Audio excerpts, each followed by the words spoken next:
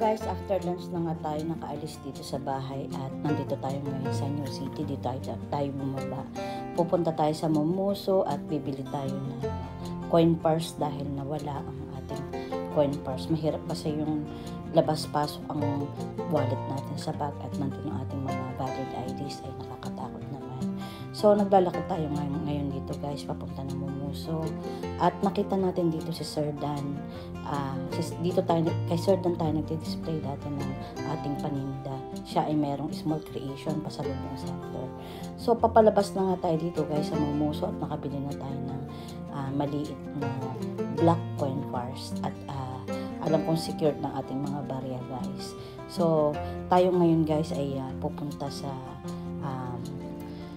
East-West Bank sa Barangay San Vicente, sa town proper, para tayo ay magtanong kung ano ba ang mga requirements para sa pag-open ng new bank account. I assumed na 2,000 lang ang ATM, pag-open ng ATM sa East-West Bank. Kasi may nakita tayong feature dun guys ng credit card at kailangan tayong mag-build ng ating credibility at magpakilala sa bangko para tayo pagdating ng tamang oras ay makakuha tayo ng bagong credit card. So guys, tayo ay pupunta na sa East-West Bank at mag-i-inquire na tayo ng mga requirements. So guys, narating na natin itong East-West Bank at while waiting ay nag-iisip tayo kung tama ba ang mga requirements na dala natin. At pagkatapos ito guys, tayo pumunta dito sa Wana Diners dito sa malapit sa simbahan at hihintayin natin si Daika dahil tayo ay medyo gutom na. At ito nga, umorder tayo ng kare-kare bagnet at ito kasi ang favorite ko dito at sobra talagang natakap ako dito at nag-crave ako dito sa pagkain nito. Hello guys, good morning! Ito ulit si Soxy Mendoza at bumabati sa inyo ng happy August 8 dahil swerte daw ngayong araw na ito, sabi ng aking anak.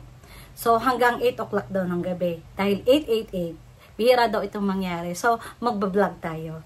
So ang purpose ng video na ito ay ipagkukumpara natin yung dalawa nating credit card at dahil sinabi ko doon sa last video ko na ipinost ko kahapon na, kanina ko pala ipinost na sinabi ko kanina yung do and don'ts at saka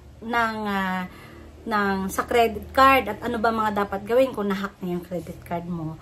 At ngayon naman, dahil bagong dating ang ating replacement ng ating credit card ay pagkukumparahin natin itong dalawang credit card na ito. Ito ay ang Metrobank Mastercard Platinum. At ito naman ay BDO Gold Mastercard. So sabihin nyo naman, napakarami nating credit card. Pero guys, ginagamit natin yan sa ating mga paninda. At titingnan natin at pagkukumparahin natin ito.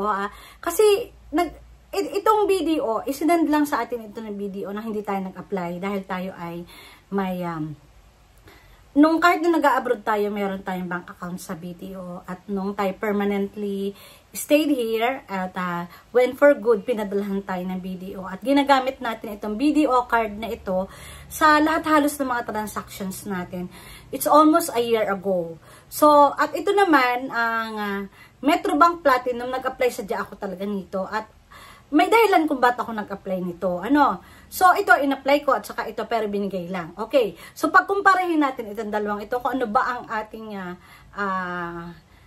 when it comes to feature, when it comes to benefits. Hindi ako ganun kateki at bibigyan ko lang kayo ng information based sa experience ko sa paggamit dito sa credit card na to.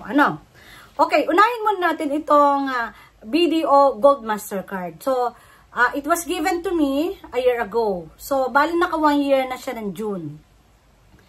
So, binigyan ako dito ng, basta pinadala lang dito, dinala ng to go. At bago kasi mo matanggap yan, may matatanggap ka na text na sinabi sa iyo na dispatch for delivery. So, nag-expect ako dyan. So, ito na nga yung binigay nila. At, nung ito ay after a month na maibigay sa atin ito ay tinawagan tayo ni customer service ng BDO. Ang sabi niya ay bibigyan niya daw tayo ng virtual card. Ito yung virtual card ni BDO. Ang pagkakaiba nito, itong BDO na to, saka yung blue na virtual card, actually is the same account na ng BDO, pero shared limit sila. Kaya lang, itong card na to, virtual, ay gagamitin mo pag nag-online shopping ka for your protection. At ito, pag sa mga POS machine, kasi yung isa, ito, ay parang ordinary card lang, parang ID, at wala siyang chips. Ito meron, Okay. So, ganito okay. So, binigyan ako ng credit card dito binigyan ako ng credit limit dito ng 6 digits. Tapos, ang maganda dito kay BDO, since 1 year, halos nabigyan na ako dito ng isang 5,000 na cashback na credit dito at isang 3,000. So, 8,000 na yan. At may annual fee siya na babayaran na 2,400. Kaya lang, hindi nila pababayaran sa iyo yun ng 2,400, kundi monthly 200. Tapos, may spending limit siya na binibigay na pwede mong i-waive ang annual fee dyan. Tatawag ka lang sa BDO. Kaya lang, napakatagal. So, sa madaling salita, minsan nakakalimutan kong tumawag. So, nag-charge pa rin ako sa 200 pesos. But anyhow, overall, in 1 year, ay nagkameron na tayo dito ng 8,000 cashback. So, kung magbayad man tayo ng 2,400 na annual fee, ay nabawi na natin. After a year, nakagagamit ko nito, ay halos araw-araw ginagamit ko to. Bibiling gamot, bibili sa grocery, paninda. Ay, pagkatapos nun, ay nag-text sa akin si BDO, in-increasean ng times 8 ang ating credit limit. So, ang laki na. Tapos, isa pa, ay nag-offer din sila dito ng cash conversion. Hindi kalimutan ko na ang tawag doon. Ang sabi, bibigyan kanila, kunyari, nangutang ka sa kanila ng, kunyari, 6 digits, payable in 24 months, 0.45 interest. O, imaginein mo, napakaliit ng charge nila sa iyo kung gagamitin mo sa negosyo. Pero, ang kabilin-bilinan ko sa inyo, huwag nyo gagamitin ang credit card ninyo sa pagnenegosyo kung hindi nyo ito kayang bayaran. So, but if you know how to manage your expenses and you know how to manage your utang, then, advisable for you to use this cash conversion. Okay? So, ito yon. Tapos, ito nga, nakakakuha tayo ng cashback. Sa madaling salita, so far, yun pa lang ang ating nagaganansya dito sa credit card nito. At the same time ay isa pa, marami kasing madaling magbayad kasi naka-connect na siya sa online banking. Tapos isa pa ay maganda rin naman kukunti ang pila sa BDO. So yun ang pagbabayad. Okay. So dito naman tayo sa Metrobank Platinum Card. So ito naman ay nag-apply tayo dyan 6 digits din. So ginagamit din natin yan, sinaswipe sa pangnegosyo. Tapos, malaki ang credit limit niya. So, meron siyang feature na cash to go. Pero, payable, kunyari, bibigyan kanila ng, one day lang, pag yung cash to go, 1% per month. Pero pag nag-intay ka, pag tumawag ng sales agent sa inoperan ka, 0.79%. Kunyari, nangutang ka ng 100,000, payable in 1 year, ang charge niya ay 0.79%. Pero wala pa akong nagaganansya dito guys na cashback, napakalaki na ng aking nabili dito. Nabili ako dyan ng mga appliances, pang deliver namin. So kung ano pa, lahat-lahat na i-charge natin dito. Pero wala tayong nagaganansya more than that. Kaya parang medyo nanlalamig ako dito sa Metrobank credit card na to.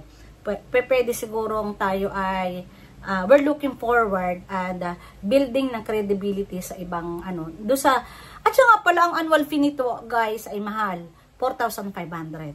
So, pero wala pa akong binabayaran kasi ito ay waive in 1 year. Pero next year, magbabayad na tayo ng 4,500 a year. In a year, annually.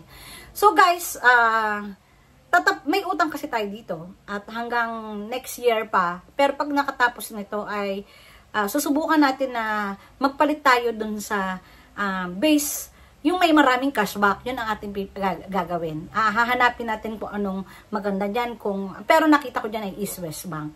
So, tingnan natin at babalikan ko itong vlog na ito after a year. Tingnan natin kung anong ipapalit natin dito sa Metrobank Platinum Mastercard na to. See you guys. Thank you so much. Good luck ngayong araw na to. Thank you so much. Thank you for watching.